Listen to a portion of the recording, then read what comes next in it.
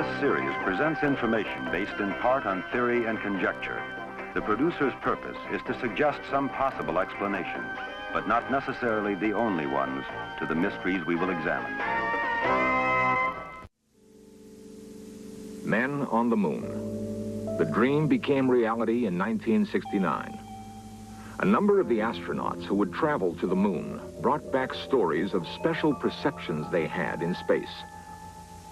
Astronaut Edgar Mitchell was so intrigued that on his 1971 voyage to the moon, he attempted a secret experiment. Mitchell tried to send telepathic images to 4 colleagues on Earth. The results were analyzed by mathematicians. They concluded that the odds against duplicating Mitchell's results by chance were 3,000 to 1. You ready? Okay, pay attention now. Think of what I'm thinking of. Here I go. The same simple experiment Edgar Mitchell performed from the moon has been performed by amateurs and scientists on Earth for 50 years. The results argue persuasively that something more than chance is at work. They also indicate that at one time or another, most people exhibit some ESP power. Children are often particularly sensitive. Perhaps that's because no one has taught them to laugh at ESP.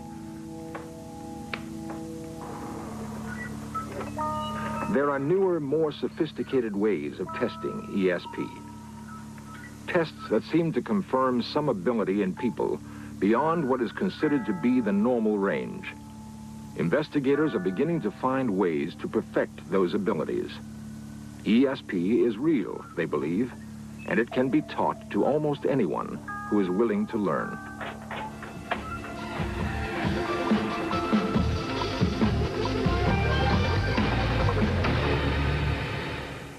You know why you're here? Yeah. Why? Why are we here? Talk about ESP. ESP. What is ESP? Extrasensory perception. What does that mean? I don't know. You know what I mean? You can predict the future. Predict the future? Yeah. You Well, can read people's minds. uh-huh. Okay. Okay. Good. Okay. What did I just do? How do you know? I heard You it. heard it and you saw me. That's right. You used 2 senses, right? We have 5 senses. We just used 2 of them.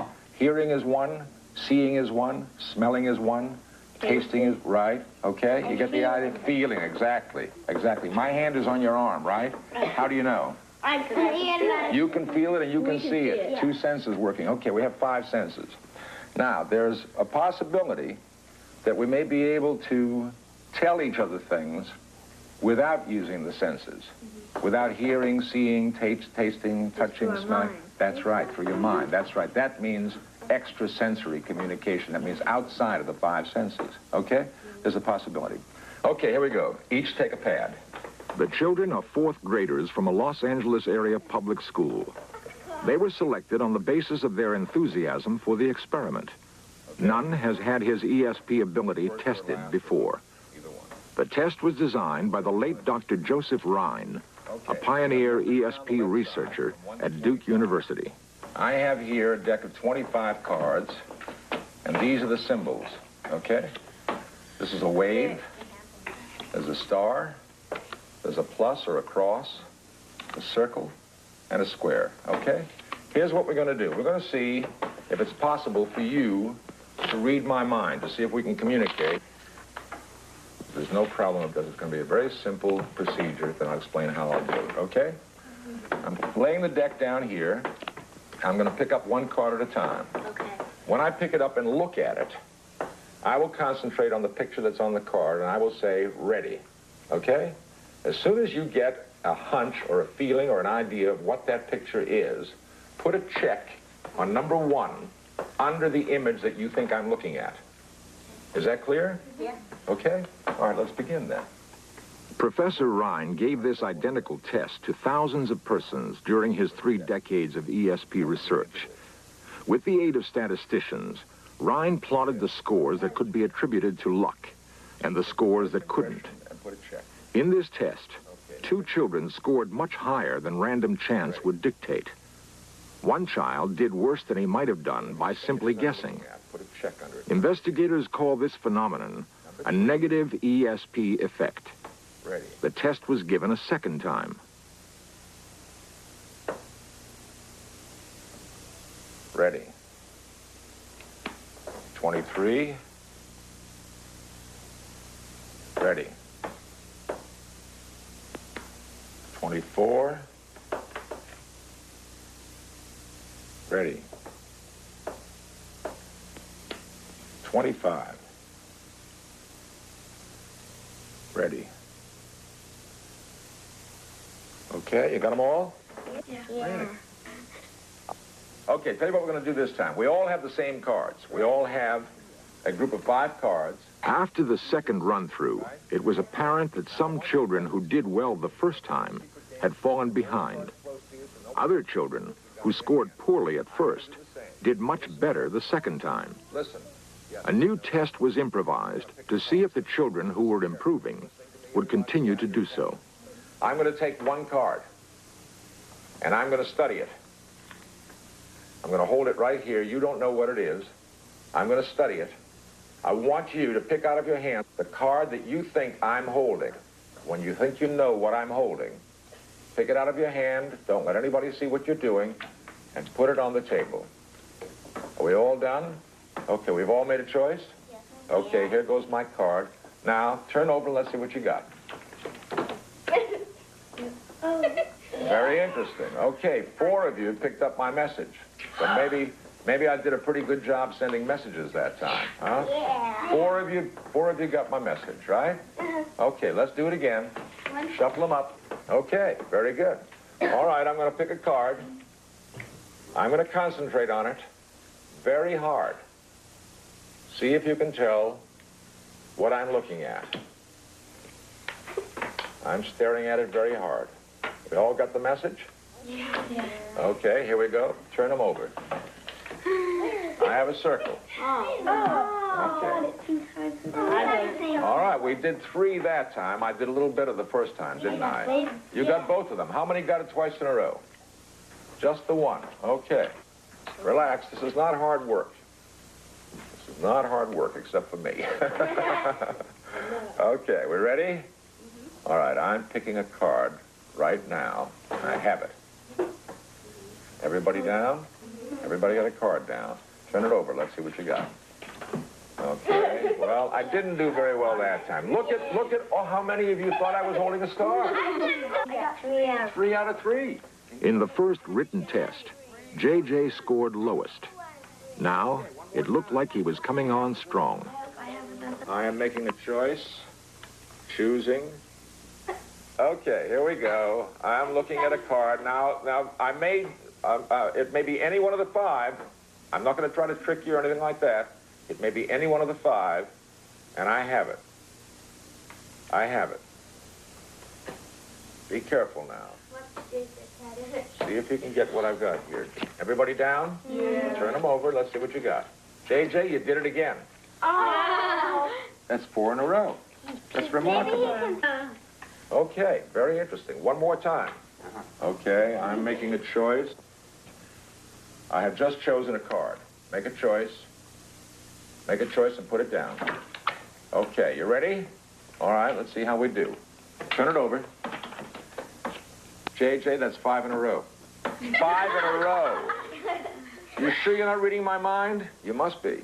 So something's happening between JJ and I. You're so close. There's a message taking place. Very interesting. Okay. It seems that even in an experiment as simple and as primitive as this, some patterns do develop. It's also obvious in this particular experiment that at least one individual showed a remarkable development of his ability to track in on his ESP power.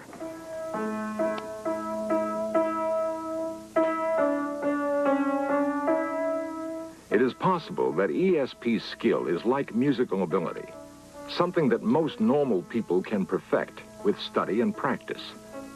Certainly, there are young virtuosos in ESP, just as there are in music.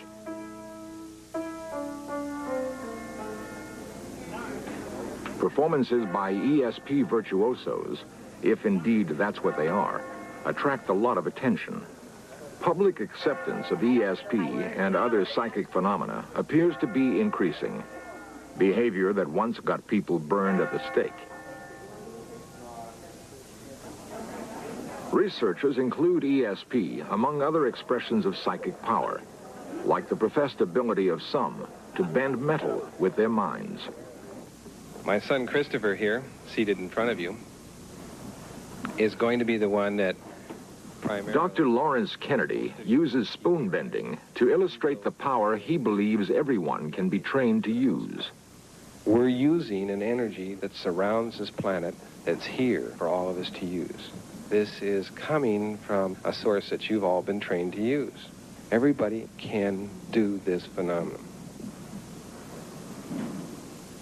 It feels like one of those plastic swivel sticks, as I started saying, that has been heated over a candle. And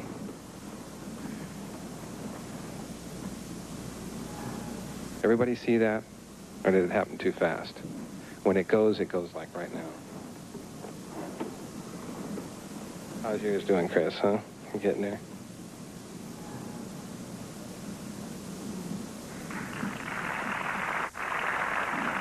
There you go.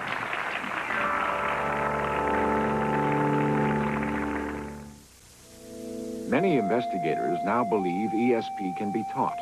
At a farm in Afton, Virginia, a teaching experiment is about to begin. The farmhouse contains a modern electronic laboratory. It is the work of retired businessman Robert Monroe. He and assistant Nancy Honeycutt attempt to teach others how to separate mind from body. It is a feat Monroe has learned through trial and error. We're going to start off by putting the electrodes on. From this, we're reading the galvanic body response, and it gives us an indication of how relaxed you are, and then we can have some idea of how you're doing here. Do you hear me? Yes, I hear you clearly. How do you feel? Quite relaxed. That's very good, very good. Should I go through my regular breathing exercise? Just begin your resonant breathing exercise. Your resonant breathing exercise. Start it now. The experiment is designed to give people a new perspective on the power of their minds. Monroe's work is being paralleled on a somewhat larger scale nearby at the University of Virginia. At the American Institute for Psychical Research in New York, a man named Alex Tanos is about to undergo an elaborate test of his ESP powers. From an insulated cage, Tanos will try to project his mind's eye into a nearby lab, there to see an image projected on a screen.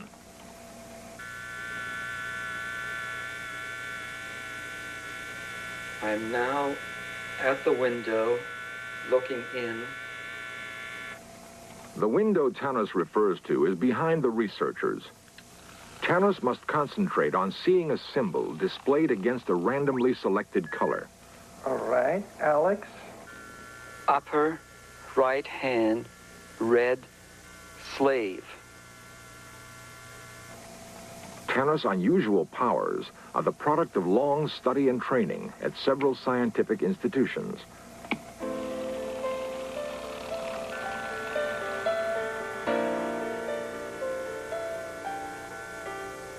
The University of California's Davis campus near Sacramento. Here, as elsewhere, ESP is undergoing increasing scientific scrutiny. Dr. Charles Tart is a psychologist. ESP is really the name for a paradox. It means something happens, information gets transmitted, and we don't know how it gets there, and we think it shouldn't get there given the way we understand the physical universe. I'd like to be able to say it's a certain kind of energy, but we can't say that. We don't know enough about it. What we have to do is start where other sciences started in their infancy, is simply observe what happens and hope we can find some regularities that will do it. The major point of my research is to start with college students, find those who have some latent ability to use ESP, and train them so they can use it strongly and regularly. That's what it's all about. Dr. Tart has chosen Karen Kamastia for an exhaustive battery of tests. This is the 10-choice ESP trainer that you're going to work out on today. What it basically is 10 different options. I'm going to go off in the next room in a few minutes, and I will randomly select one of these to be the target and try to send it to you. When I do, the green light will come on so you'll know I'm sending. What you want to do is do whatever feels right inside you to try and get an ESP impression. And when you've got it, push the button of what you think it is. Now, it makes it easier for me to send if you kind of run your hand around so I get an idea of when you're close and when you're not. Okay, and then once you push it, whatever the right one was, it'll light up in the circle. And you'll be able to tell whether you were right or wrong and why you were right or wrong and just how, so you'll have a chance to learn ESP. Okay? Mm-hmm. This TV camera is what gives me that ability to see what you're doing. This is the inside of the sender's chamber. And this is the TV screen that shows the receiver's panel. She doesn't have her hand on it yet because we haven't actually started the trial. You can see we have basically an identical panel here that the sender can concentrate on. And to actually start the ESP sending, I push this lever to choose and load, which randomly selects a number. I have nothing to do with it. It's done electronically. And then when I pull the present lever, the machine has randomly chosen target 5. You can see that Karen's seen the ready light come on and is now beginning to move her hand around. And as she gets close to number 5, I'm going to try to tell her that's it. This is the time for her to make a choice. And when she makes that choice, it's going to be recorded automatically on a typewriter. There, now she paused over, but then she went on. Now she's close. Come on, hit it, Karen.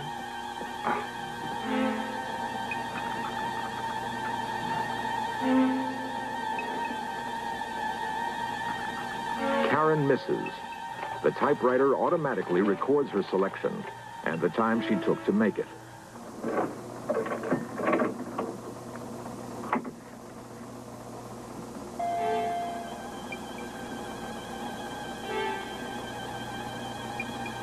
What I'm trying to do is work on a theory that says you learn anything by trying and seeing whether you succeed or fail. But you've got to know immediately so you can associate what your internal mental state is with whether or not you succeed or fail. I was going to do that one, too. What I've been trying to do in research is give people immediate feedback as to whether they're right or wrong as they go through an ESP task, so they can learn what goes with being right, what goes with being wrong, and then change their strategy. So when they start feeling those things that go with being right, they'll respond, and when they feel the things that go with being wrong, they'll wait or try to change their internal state. This, I hope, will be a key to better, more reliable ESP.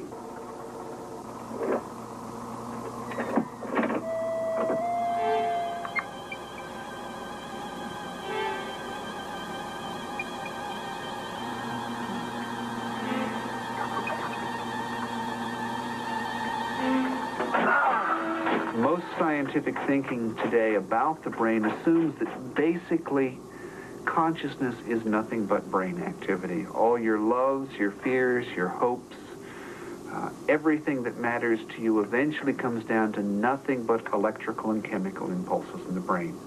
And I think that's in many ways a true view. The brain is certainly important, but also a distressing view because it leaves out what we might call the spiritual dimension of man.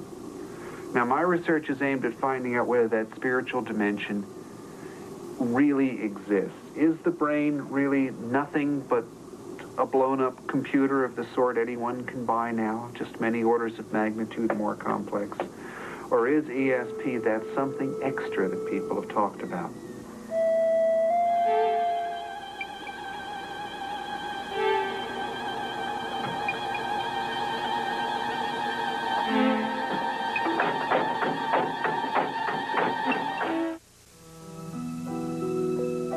The village of Tiahuanaco, Bolivia. It is an old village, but the strange stone figures that watch over it are older still. Karen Getzler is a psychic. She has traveled all this way from the campus of Duke University to help unravel the mystery of the stones. Explorer David Zink has sent for her.